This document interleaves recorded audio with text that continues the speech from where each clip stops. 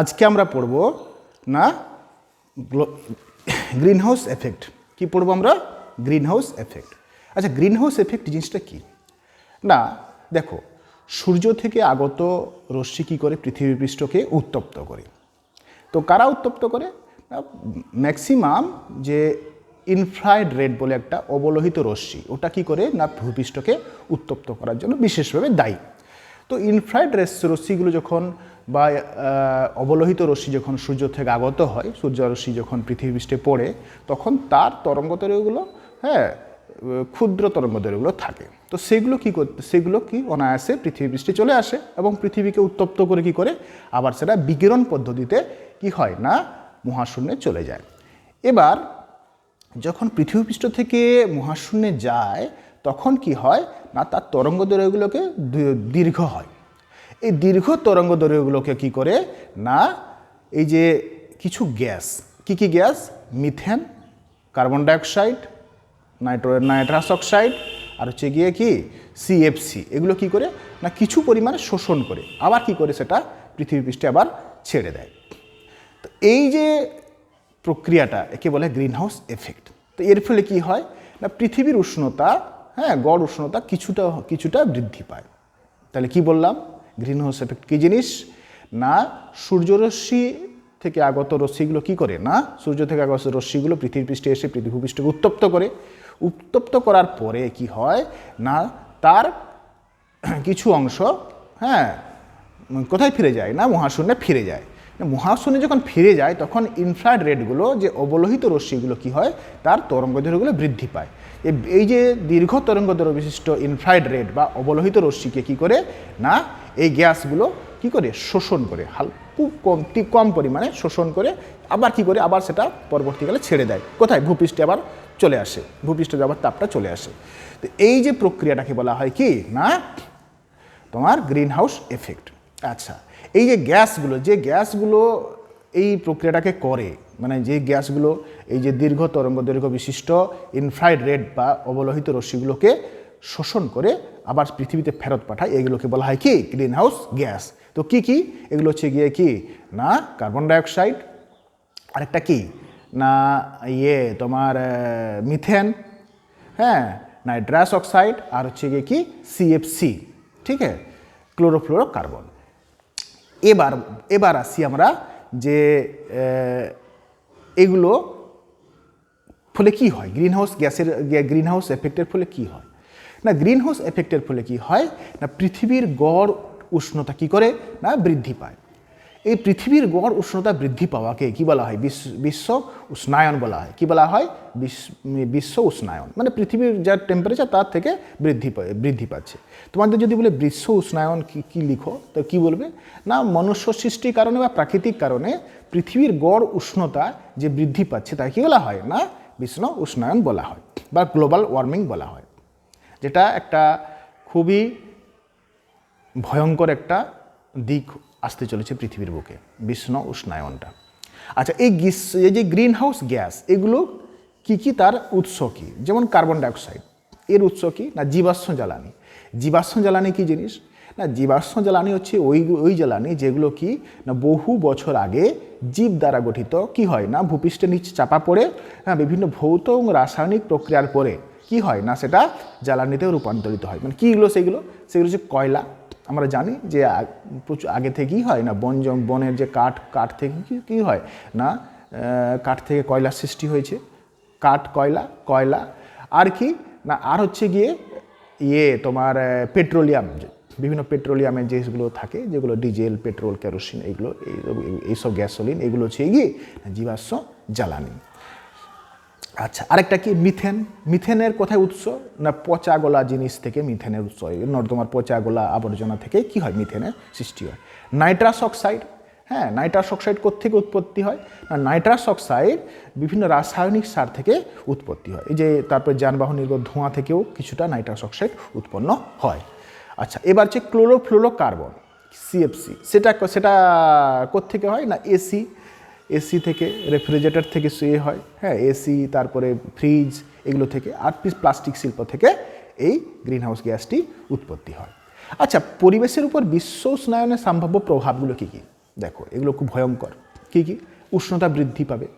কি হবে না আমাদের পরিবেশের উষ্ণতা কি হবে না সবসময় বৃদ্ধি পাবে। পরিবেশের উষ্ণতা বৃদ্ধি পেলে মানুষের এরকম মানে কি হবে না এটা কমফোর্টেবল থাকবে না। হ্যাঁ, মানুষ কেন প্রত্যেকটা জীব কমফোর্টেবল থাকবে না। হ্যাঁ, উষ্ণতা বৃদ্ধি পাবে। আচ্ছা, তারপরে কি না সমুদ্রে জলতল বৃদ্ধি পাবে। কি পাবে? সমুদ্রে জলতল বৃদ্ধি পাবে। সমুদ্রে জলতল বৃদ্ধি পেলে কি হবে না সমুদ্রে জলতল বৃদ্ধি পেলে তার পার্শ্ববর্তী যতগুলো শহর বা যতগুলো জায়গা সেগুলো জলের নিচে চলে যাবে, জলের নিচে চলে যাবে। হ্যাঁ, ধ্বংস হয়ে যাবে সেগুলো। আচ্ছা, আরেকটা কি না তোমার এই যে যতগুলো হিমবাহ, ঠিক আছে, হিমবাহ কী হবে না গলে যাবে। সমুদ্রের জলতল কীভাবে বৃদ্ধি পাবে না হিমবাহ গলে যাওয়ার ফলে কী হবে না বরফ গলে গেলে বরফগুলো গলে গেলে বিভিন্ন জায়গায় যেগুলো ধরো যেই বরফের থেকে যেগুলো নদীর সৃষ্টি হয়েছে, হ্যাঁ, পাহাড়ি চূড়া থেকে, তো সেই বরফগুলো যখন গলে যাবে তখন কি হবে বা যে সুমেরু অঞ্চলে বা কুমেরু অঞ্চলে তখন কি হবে না সমুদ্রের জলতল প্রচুর পরিমাণে বৃদ্ধি পাবে। ঠিক আছে, তাহলে কী হলো সমুদ্রের জলতল বৃদ্ধি পেল। আচ্ছা, তারপরে কি না বাস্তুতন্ত্রের প্রভাব পড়ে। বাস্তুতন্ত্র মানে প্রত্যেক জিনিসের উপর নির্ভরশীল। ঠিক আছে, প্রত্যেক জিনিস একটা জিনিসের জন্য আরেকটা জিনিস ক্ষতিকারক হয় পরিবেশের মধ্যে। একে বলে বাস্তুতন্ত্র বলে, ইকোসিস্টেম বলে। তো মানে ক্লাস তো এটা জীবনবিজ্ঞানে আরও ভালো করে ডিটেলসে যদি ক্লাস নিই তাহলে বলবো। আচ্ছা, তারপরে কি না স্বাস্থ্যের উপর প্রভাব পড়বে। এই যে বেশি গরম বেশি হলে মানুষের কি হবে বিভিন্ন রকম শারীরিক সমস্যা দেখা দিবে। স্বাস্থ্যের পক্ষে ক্ষতিকারক। হ্যাঁ, এই যে বিভিন্ন রকম ম্যালেরিয়া, তারপরে ডেঙ্গু, এগুলো প্রচুর রোগের প্রভাব বেড়ে যাবে, ডায়রিয়া, এইসব রোগের প্রভাব বেড়ে যাবে। আচ্ছা, এরপরে কি হবে না প্রাকৃতিক বিপর্যয়, ঝড় ঝঞ্ঝা, হ্যাঁ, উষ্ণতা বৃদ্ধির সাথে বৃষ্টিপাতও কোন জায়গায় বেশি বৃদ্ধি পাবে। হ্যাঁ, ঘূর্ণিঝড়, এগুলো কি হবে না প্রাকৃতিক বিপর্যয়গুলো দেখা দেবে। তাহলে পরিবেশের উপর উষ্ণায়নের কী কী সম্ভাব্য কারণগুলো? এক হচ্ছে উষ্ণতা বৃদ্ধি, এক হচ্ছে সমুদ্রের জলতল বৃদ্ধি, তারপরে কি বাস্তুতন্ত্রের উপর প্রভাব পড়ে, তারপরে কি স্বাস্থ্যের উপর প্রভাব পড়ে, আর হচ্ছে গিয়ে কি প্রাকৃতিক বিপর্যয়। ক্লিয়ার হলো? আচ্ছা, এবার গ্রিন হাউস গ্যাসগুলো আছে সেগুলো নির্গমন হ্রাস কী করে করা যায়। দেখো গ্রিন হাউস গ্যাস কী তোমার হলো যে জীবাশ্ম জ্বালানি। তাহলে কি জীবাশ্ম জ্বালানির ব্যবহারটা কমিয়ে দিতে হবে। ঠিক আছে, আচ্ছা, জীবাশ্ম জ্বালানির ব্যবহার কমিয়ে দিলাম। এবার কি করব না অপ্রচলিত শক্তির দেখো কমিয়ে দিলাম বলে তো কমানো যায় না, ওগুলোকে ধীরে ধীরে সচেতনতা বৃদ্ধি করতে হবে। তো সরকারি তরফ থেকে অনেকগুলো জিনিস ওরাও স্টেপ গ্রহণ করেছে, যেমন হচ্ছে এই কি না ব্যাটারি চালিত গাড়ি, মোটরসাইকেল থেকে শুরু করে বাস, হ্যাঁ, তোমরা রাস্তাঘাটে দেখো টোটো, এগুলো কি ব্যাটারি চালিত গাড়ি। ব্যাটারি চালিত গাড়িতে কি হয় না জ্বালানি তো লাগে না, হ্যাঁ, জ্বালানি অনেক হয় মানে পরিবেশ দূষণটা কম হয়, কার্বন ডাইঅক্সাইডের পরিমাণটা কম হয়। আচ্ছা, এটা অপ্রচলিত শক্তি ব্যবহার করতে। অপ্রচলিত শক্তি কোনগুলো? সৌরশক্তি, যেগুলো আমরা বেশি ব্যবহার করি না। সৌরশক্তি এখন তো অনেক সোলার প্ল্যান্ট লাগানো হচ্ছে, এখন সরকারের তরফ থেকেও বলছে যে সোলার প্ল্যান্ট লাগানোর জন্য। হ্যাঁ, সৌরশক্তিটাকে ব্যবহার করতে হবে, সৌরশক্তি, বায়ু শক্তি, তারপরে কি জোয়ার ভাটার শক্তি, এগুলোকে ব্যবহার করতে হবে। আচ্ছা, এরপরে সবচেয়ে ইম্পর্ট্যান্ট কারণ হচ্ছে সবচেয়ে ইম্পর্ট্যান্ট যেটাকে স্টেপ নিতে হবে সেটা সবাই তোমরাও দেখো, তোমরাও চেষ্টা করবে কিছু না কিছু করার জন্য। এটা হচ্ছে বন সৃজন, গাছ লাগানো। গাছ লাগানোর কোনো বিকল্প নেই। একটা গাছ থেকে প্রচুর পরিমাণে অক্সিজেন দেয়। ঠিক আছে, আর কী হয় পরিবেশ থেকে কার্বন ডাইঅক্সাইড কী করে প্রচুর পরিমাণে কার্বন ডাইঅক্সাইড ও গ্রহণ করে সালোকসংশ্লেষ প্রক্রিয়ার জন্য। ওই জন্য গাছ লাগানোর খুব দরকার। এবার কি হয় কিছু অসাধু লোক কী করে ওরা গাছ কেটে দেয়। অসাধু গাছ কেটে দেয় কোনো কারণেও কাটে, অকারণেও কেটে দেয়, বিক্রি করে। কি করবে?